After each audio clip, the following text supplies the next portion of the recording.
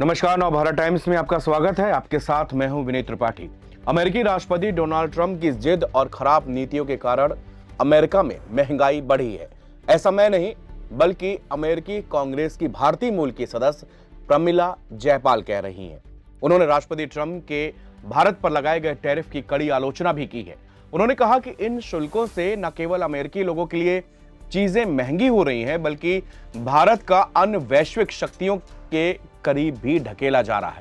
जयपाल ने एक्स पर एक पोस्ट कर कहा कि ट्रंप के भारत पर लगाए गए टैरिफ सिर्फ अमेरिकियों के लिए नहीं कीमतें बढ़ा रहे, बल्कि वो भारत के एक व्यापारिक सहयोगी के रूप में हमसे दूर कर रहे हैं और भारत को रूस और चाइना के साथ साझेदारी करने के लिए अधिक प्रोत्साहन दे रहे हैं।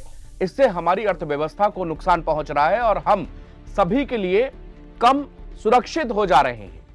अमेरिका ने भारत पर 50% का भारी टैरिफ लगाया हुआ है। टैरिफ के बाद भारत के ऊपर प्रेशर आया, चुनौतियां आई, यहां मैन्युफैक्चरिंग यूनिट्स पर खतरा बढ़ा।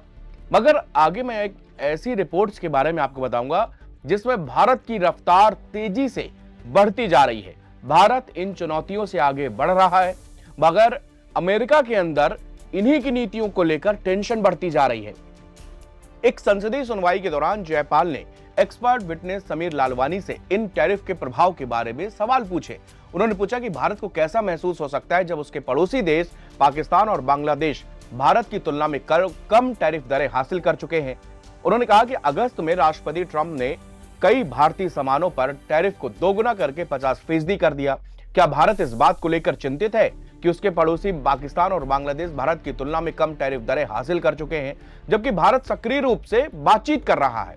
और इस धारणा से कि अमेरिका एक विश्वसनीय भागीदार नहीं है, भारत के ब्रिक्स और शंघाई सहयोग संगठन के साथ संबंधों पर क्या असर पड़ सकता है? लालवानी ने जवाब दिया कि यह टैरिफ भारत के लिए एक बड़ी चिंता का विषय है। उन्होंने कहा कि इससे निर्यात की संभावनाएं सीमित हो रही हैं और लागत बढ़ रही है।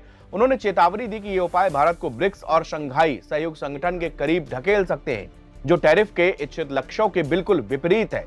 लालवानी ने जवाब दिया कि यह टैरिफ भारत के लिए एक बड़ी चिंता का विषय तो है ही, इसके अलावा उसमें निर्यात की क्षमताएं भी कम हो सकती हैं और लागत लगातार बढ़ती जाएगी। अब आते हैं सीधा हम लोग उस रिपोर्ट पर।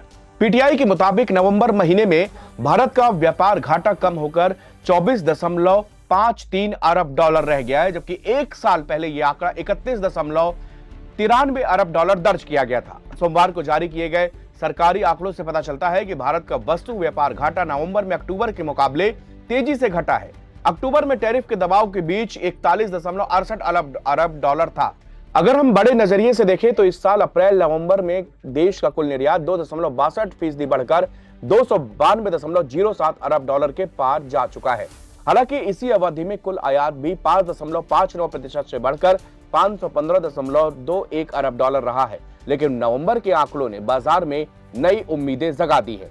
सबसे चौंकाने वाली बात यह है कि 50% के हाई टैरिफ के बावजूद अमेरिका को भारत का निर्यात स्थिर बना हुआ है। नवंबर में भारत का अमेरिका को निर्यात पिछले साल के मुकाबले में 1.3 अरब डॉलर बढ़कर 6.98 अरब डॉलर तक पहुंचा। यानी टैरिफ का डर दिखाया गया, लेकिन भारतीय माल की डिमांड कम नहीं हुई। बता दें कि अमेरिका की ओर से भारत पर पहले 25% का रेसिप्रोकल टैरिफ लगाया गया।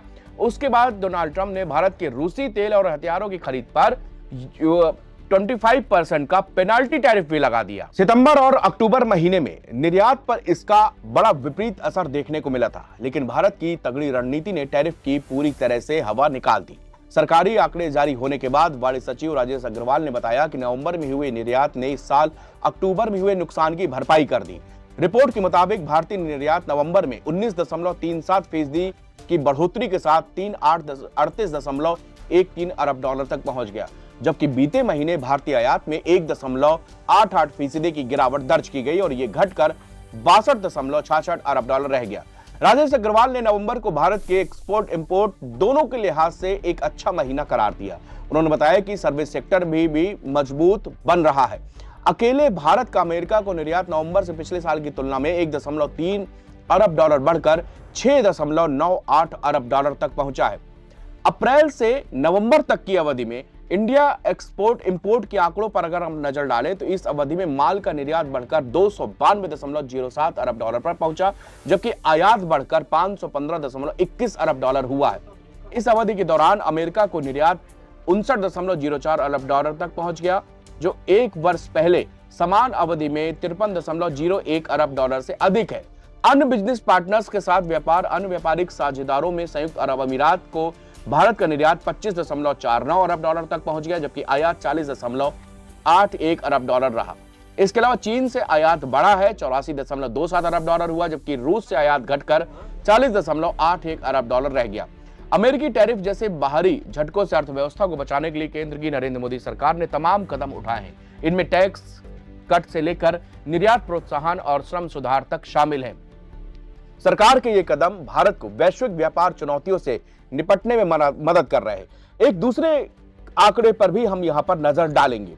देश में इस साल जुलाई से सितंबर तिमाही में 44.3 अरब डॉलर, लगभग 4 लाख करोड़ रुपए मूल्य के 999 सौदे किए गए, जो कि मात्रा के हिसाब से 13% और पिछली तिमाही की तुलना में 64% अधिक थे। पीडब्ल्यूसी इंडिया की रिपोर्ट सोमवार को जारी की गई, जिसमें बताया गया कि इस साल की दूसरी तिमाही में 27 अरब डॉलर मूल्य के 887 सौदे हुए। विलय और अधिग्रहण समेत ताजा सौदों पर जारी हुई रिपोर्ट के मुताबिक भारत के मार्केट ने कैलेंडर वर्ष 2025 के तीसरी तिमाही में अपनी वृद्धि बिल्कुल बरकरार रखी और पिछली 6 महीने में अपना सबसे बेहतरीन प्रदर्शन भी किया है।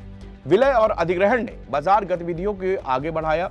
इस दौरान 28.4 अरब डॉलर मूल्य के 518 सौदे किए गए, जो तिमाही आधार पर मूल्य में 80% और मात्रा में 26% अधिक है।